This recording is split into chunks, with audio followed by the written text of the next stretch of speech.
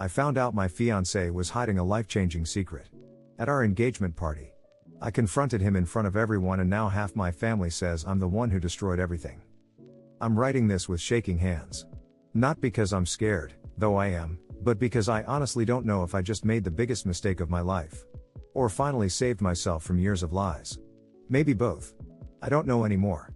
I need strangers to tell me if I was right, because right now, all I hear is my mom crying on the phone, my sister calling me a drama queen, and my ex, God, it feels so weird to type that, my ex-fiancé blowing up my phone with half apologies and 1,000 "you didn't have to do it like that" s. So, let me start from the beginning. I, 29F, have been with Jason, 32M, for 4 years. We met through work. I was new at the company. He was the charismatic guy in IT who everyone said was a little mysterious but a genius with a good heart. Our first real conversation was over a jam printer. Classic, I know. But something about him just clicked. He was quiet but observant, deeply thoughtful, always remembered the little things, like how I hate cilantro, or that my dad died on a Tuesday and I don't like Tuesdays because of it. He listened. He saw me. That kind of connection feels like gold when you've been through what I've been through. I had a messy past. Childhood neglect. Some bad relationships. Trust issues that could fill a book. But Jason was steady and kind. I thought. 2 weeks ago, he proposed. I said yes. We decided to have a small engagement party, just family and close friends, nothing huge, just something sweet and simple. My mom made her weird tuna macaroni salad. Jason's sister flew in from Oregon. There were fairy lights in my backyard, and my best friend Katie made this speech that had me tearing up before the cake was even cut. Everything was perfect. Until it wasn't. It started with a whisper, literally. I was in the kitchen grabbing more wine when I overheard my cousin Emily talking to someone. I think it was her boyfriend. She said, "Can't believe she still doesn't know. I thought Jason told her a year ago." And I froze. Not the words you want to hear about your new fiancé. So I casually walked in, pretending I didn't hear anything, and Emily went ghost white. Like, deer in headlights white. I asked, "What don't I know?" And she stammered, "Oh, nothing, it's just. I thought Jason told you about his past." I said, "What past?" And she just said, "You should talk to him," and bolted like the place was on fire. I stood there, gripping the stem of my wine glass so hard I thought it might snap. I walked outside, found Jason laughing with my stepdad, and pulled him aside. I said, "Can we talk?" He smiled, clueless, and followed me into the hallway. I asked, point blank, "What haven't you told me about your past?" He stiffened. Just slightly. Blinked a few times like he was buffering. Then he said, "I don't know what you mean." I said, "Emily said something about you telling me a year ago. About your past." What did she mean? His face changed, like, full-on mask drop. He went pale, then red. Then pale again. And he said, "I was going to tell you. I just didn't know how." I swear, my heart dropped into my stomach. I thought he was going to say he cheated.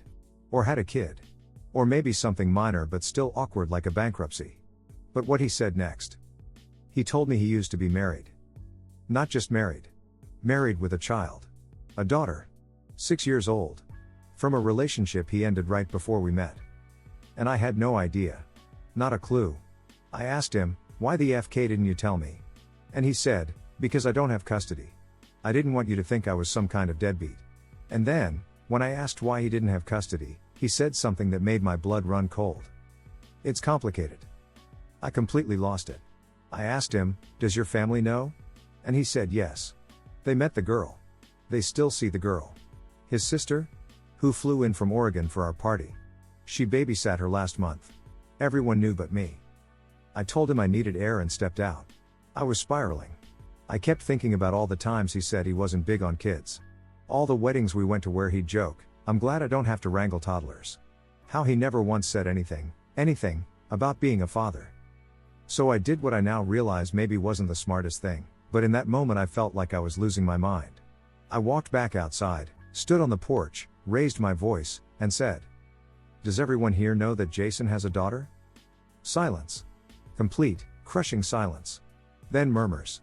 Then Jason rushing toward me, saying, "Can we please not do this right now?" And I said, "Oh, now you care about timing?" My mom looked confused. My sister gasped. "Katie?" She just stared at Jason like he was an alien. Then his mom spoke up. She said, and I quote, "Honey, it's not like he hit her. He just didn't know how to tell you. It's a painful situation." I said, "No. Hiding a holeless child is not a painful situation. It's deceit." Then I tossed the ring, dramatic, "Yes, but I swear it wasn't premeditated," into the punch bowl and walked inside. That was 3 days ago. Since then, I've gotten texts from almost everyone who was there. My mom says I embarrassed him. Jason's mom says I destroyed a beautiful moment.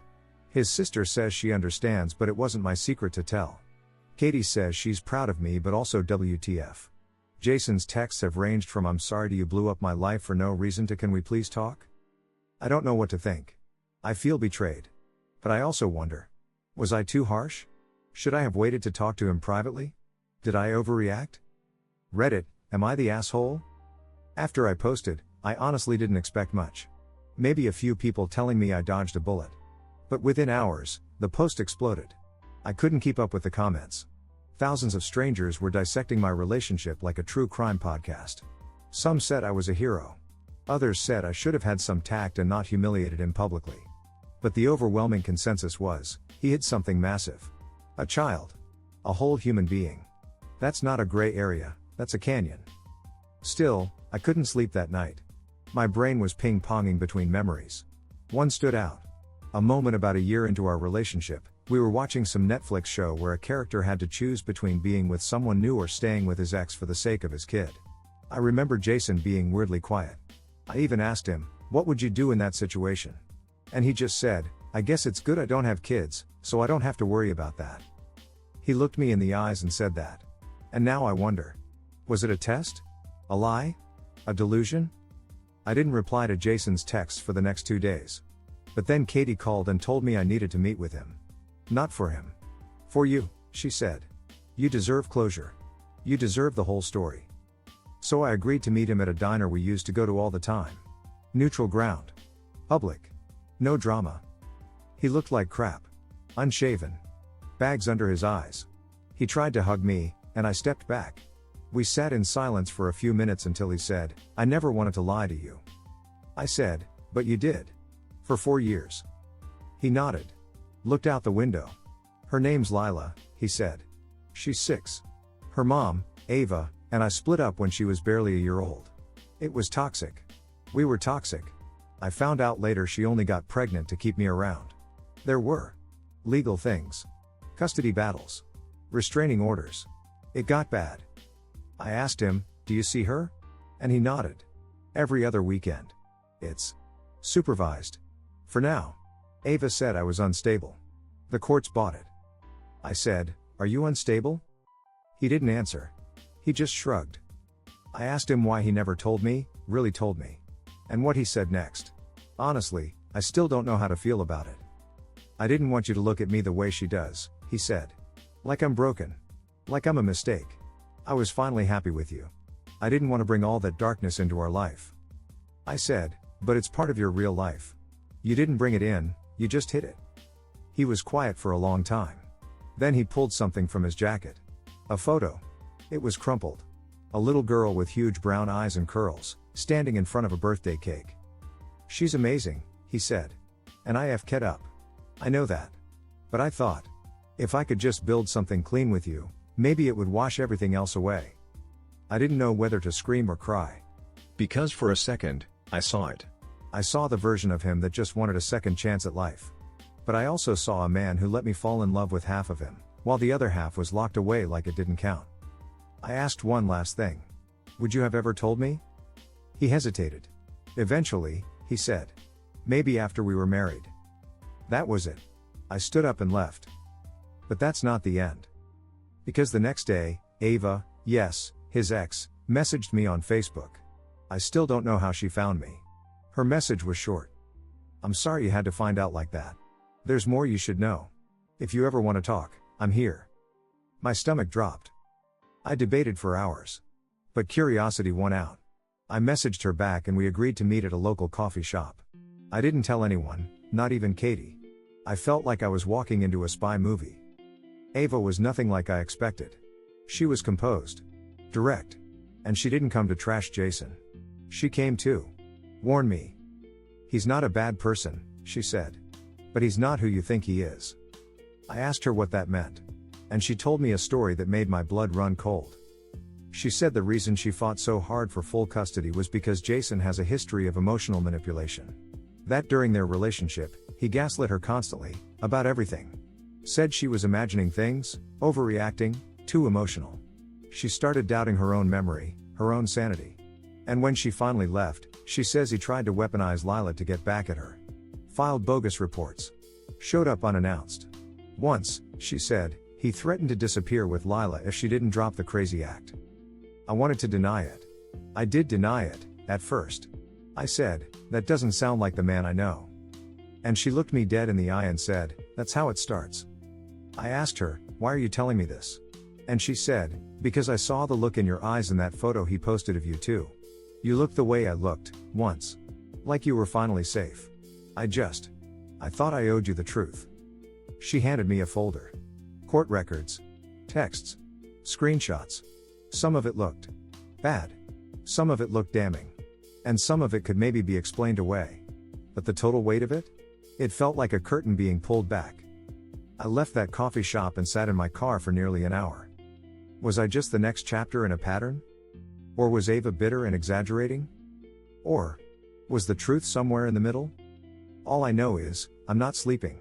And my family still thinks I overreacted. Jason keeps texting, saying please don't believe her. You know me. But now I'm wondering. Do I? After my meeting with Ava, everything started to feel unreal. I went home and spread out the contents of that folder on my living room floor.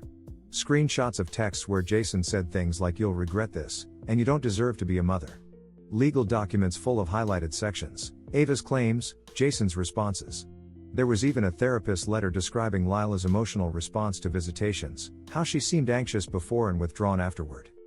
I sat there for hours. Reading. Rereading. Questioning everything. Was I blind? Or was this just one side of a very complicated story? The worst part was, I missed him. Even after everything. There were moments, quiet, domestic moments, where he'd bring me coffee in bed or kiss my shoulder while I cooked, that I still clung to like a life raft. But now I wondered, were those moments love? Or a mask? That night, I caved. I called Katie. I told her everything, about Ava, the documents, the coffee shop, all of it. She was silent for a while. Then she said, you know I love you, right? I said yeah. And she said, you need to talk to his sister. And that's when another piece clicked into place. Jason's sister, Danielle, who'd been unusually quiet since the blow-up. She messaged me once to say she was sorry things went down the way they did, but that was it. So I texted her. Asked if we could talk. She said okay. We met at a park, of all places. Neutral territory again, I guess. She brought iced coffee and looked like she hadn't slept in days. I don't know what you've heard, she said before I even sat down. I told her everything. Ava. The documents. The things Jason said to me. And Danielle sighed. Deep and tired. I love my brother, she said. But he's complicated. Always has been. She told me stories. About how, growing up, Jason could be the sweetest person in the world, but if he didn't get his way, he'd shut down. Go cold. Sometimes cruel. Once, he locked Danielle out of the house for 3 hours because she ratted him out for sneaking in late. Another time, in college, he ghosted a girl he was seeing because she said she didn't want kids, and when Danielle asked why, he said, I don't want someone telling me no. She told me he never handled rejection well. And when things ended with Ava, it broke something in him. I don't think he's evil, she said. But he's not whole. He sees people like puzzle pieces. If you don't fit where he wants, he tries to force it. Or cut you out entirely. I asked her why she never told me. Why she let me fall so deep into this relationship. And she said, because he seemed happy. Happier than I've ever seen him. I thought. Maybe you were the one who'd fix it. Fix it. That's when it hit me, I'd spent 4 years being a bandage. A blank slate. A fresh start he could paint over the mess of his past. But I wasn't blank. I wasn't his to fix. I left that meeting feeling hollowed out. Like I'd just been handed someone's whole secret life and asked to carry it home in a paper bag. Still, I hadn't responded to Jason. And then, like clockwork, the next day, he showed up at my door. I didn't answer. I watched him through the peephole, standing there with a bouquet of flowers. He knocked. Then texted. Please. Just let me explain. One last time. I stood there for 10 minutes, frozen. My chest a war zone. Eventually, I opened the door. He looked wrecked. I know I hurt you, he said. But that woman, Ava, she's not stable. She's twisted everything. She's been trying to ruin my life for years. I asked him, and your sister? Is she lying too? He didn't answer. Just stared at me like I'd slapped him. You let me fall in love with a lie, I said. And then he said something I'll never forget. It wasn't a lie. It was a version. A version I wanted to be real. A version. That's all I ever was to him.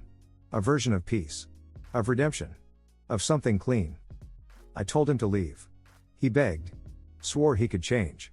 That he'd go to therapy. That he'd introduce me to Lila. That he'd tell me everything, really this time. And for one terrifying second, I almost said yes. But then I thought of Ava's face. Of Danielle's tired voice. Of the photo of that little girl, who looked nothing like him but everything like truth. I closed the door. But the story still wasn't over. 2 nights later, Katie called me again. You're not gonna believe this, she said. She sent me a link to a post on a local parenting forum. It was Ava. Describing, without names, a man who used to date a woman, hide his daughter, and manipulate everyone around him to protect an image. But in the comments? Someone posted, that sounds like the guy who just tried to match with my friend on Hinge. My blood froze. It had only been days since our blow up. And he was already back out there? I made a burner account. Reached out. The commenter responded. Jason, under a different name, using an old photo, had swiped right on a woman in our city, told her he didn't have kids, and said he'd just gotten out of a long engagement with a controlling woman. He was rewriting the story. Again. When I saw that Hinge profile, I felt like I was underwater. Like the air had thickened around me. My first instinct was disbelief. He wouldn't, right? He couldn't just bounce back like that, not after everything. But there it was, his photo, his face, albeit a little younger, filtered, and a different name. Josh, apparently. But the same eyes. Same smirk. Same opening line he used on me 4 years ago, let's skip the small talk and get to the good stuff. It was like watching a rerun of your own life, just with a different co-star. I didn't know what to do. I wanted to scream. To confront him. To warn the woman he was talking to. But more than anything, I wanted to understand why. Why he couldn't just stop. Why he needed to keep reinventing himself, shedding old skins like snakeskin when it stopped fitting the narrative. So I did something I'm not proud of. I messaged the woman he was talking to. From the burner account. I didn't say much. Just, hey, I saw you matched with Josh. You might want to look into Jason M. from our city. Just be careful. I waited 2 days. She never replied. But the profile disappeared. Whether he deleted it, unmatched her, or she blocked him, I don't know. But it was gone. I should have stopped there. But I didn't. Instead, I took screenshots. Of his fake profile. Of Ava's posts. Of Danielle's quiet warnings. And I made a Reddit post. Not under my main. Not with names. But enough breadcrumbs that anyone in our area might connect the dots. I didn't intend to go viral. I just wanted accountability. A warning flare in the night. And then the messages started rolling in. One woman said she'd briefly dated someone like that last year, same story, different name. Another said he was her friend's bad ex from 2 years back, who ghosted after 3 months of love bombing. And then one message that stopped my heart. I'm his coworker. He said he was engaged recently but she cheated on him. Is that you? I didn't respond. Instead, I shut my laptop and cried. Because I realized something horrifying. He wasn't just lying to me. He was crafting an entire multiverse of lies. Branching timelines where he could be the victim, the hero, the phoenix rising from the ashes of his crazy exes. And I had no idea how many women were caught in his orbit. Still, not everyone agreed with how I handled it. Some of the comments on Reddit accused me of doxing, of trying to ruin his life. Others said I should have just moved on. One even DM'd me, saying, "You sound bitter. No wonder he left." But I wasn't trying to burn his life down. I just wanted the next girl to know what I didn't. And yet, part of me did feel guilty. Like I had stepped over some invisible line between protective and vindictive. Jason hadn't physically hurt anyone, that I knew of. He hadn't stolen or assaulted. He'd just lied. Manipulated. Concealed. But where's the line? Is it still abuse if it's soft-spoken? Is it still dangerous if it doesn't leave bruises? I didn't have answers. Just more questions. And then one more twist. Katie called again. This time, she sounded off. She said, "I need to tell you something. But I need you to promise you won't freak out." That's never a good sign. She told me she'd been in contact with Ava. That they'd continued talking after our coffee shop meeting. And that Ava had confessed something she didn't tell me initially. Jason didn't just lie by omission. He forged part of his custody documents. There had never been a formal supervised visitation order. It was Ava's personal boundary, not the court's. Jason just told people it was court-ordered so he wouldn't have to explain why Ava wouldn't leave Lila alone with him. And apparently, Ava had proof, emails, texts, a message to his attorney explicitly stating, "I'm not comfortable with unsupervised visits right now. Not legally binding, just my decision." My stomach twisted. Because this wasn't just about lying to me. This was lying to everyone. To the courts. To his family. To his child. And more than that, it was about control. Rewriting reality so it bent to his narrative. But here's the worst part. Ava didn't want to go public. She said, "I just want peace. I want him to stay away. I want my daughter to grow up without the drama." I respected that. But it left me in a moral bind. Because I knew what he'd done. And now I was the one holding the weight of it. What do you do when the person hurt doesn't want revenge, but you still feel like the world should know? That night, I drafted a new post. Sat there staring at it for hours. Then I deleted it. Because the truth is, I didn't want to become him. Someone who couldn't stop controlling the narrative. Someone who needed to have the last word. Even if I felt justified. Instead, I sent Ava one final message. "If you ever change your mind, if you ever want help making it public, I'm here. Until then, I'll respect your wishes." She replied, "Thank you. That means more than you know." And that was that. At least, for a while. I thought the story was over. I really did. I moved on in the only way I knew how, slowly, quietly. I blocked Jason's number. Took a long social media break. Started therapy. Got back into journaling. I even joined a book club, just to have somewhere to be that didn't feel haunted by his memory. I tried to focus on healing. But trauma has a weird echo, doesn't it? You think you're fine. Then you're in the cereal aisle, and someone says Jason behind you and your stomach flips. Or you're swiping Netflix and a show about custody battles makes your throat close up. It's never really gone. Just quieter. Until it's not. A month after everything, I was doing better. Not great, but better. Then, one morning, I woke up to an email.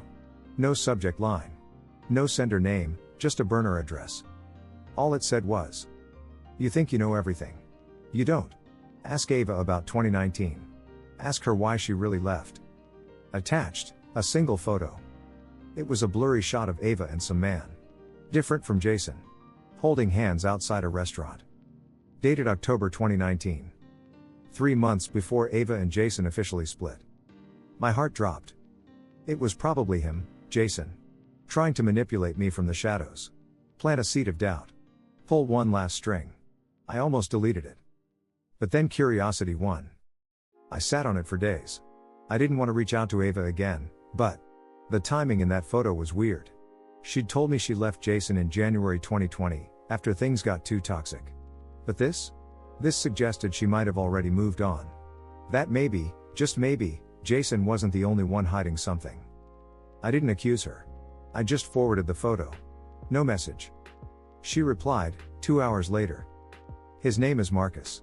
He was complicated. I didn't tell you because it wasn't relevant. I ended things before I left Jason. But yeah, you're not wrong to ask." I sat there staring at that for a long time. It wasn't a full confession. But it was enough. Enough to muddy the water. To remind me that no one is just one thing. Not Ava. Not Jason. Not even me. I asked her, "So was it an affair?" She replied, "Emotionally? Maybe. Physically? No. I was lonely. I was scared. I wanted to feel seen. I'm not proud of it. But I never lied to him about why I left. I just didn't think it mattered to you." And there it was. The final twist. Jason hadn't imagined everything. He hadn't completely fabricated the betrayal. He had been left for someone else, or at least, felt like he had. That didn't justify the way he treated Ava, or me, or anyone. But it reframed it. What if the man I dated wasn't a monster, but someone broken by betrayal, who then passed that damage forward? What if Ava, the woman I trusted implicitly, had her own sins she'd never owned up to? What if I had made myself the moral center of a story where everyone was just circling their own chaos? It shook me. Deeply. I'd spent months painting the story in black and white. But this cracked the grayscale wide open. I didn't respond to Ava again. I didn't go back to Jason, either. I just let it be messy. Let it be real. And maybe that's the moral here, if there is one. Sometimes the truth doesn't set you free. It just complicates everything. Sometimes villains have backstories, and heroes have blind spots, and victims leave wreckage too. None of us came out clean. Not Ava. Not Jason. Not me. And maybe that's why this still keeps me up some nights, why I'm writing this now, months later, hoping strangers on the internet will tell me I'm not the villain in my own story. Or maybe we all were.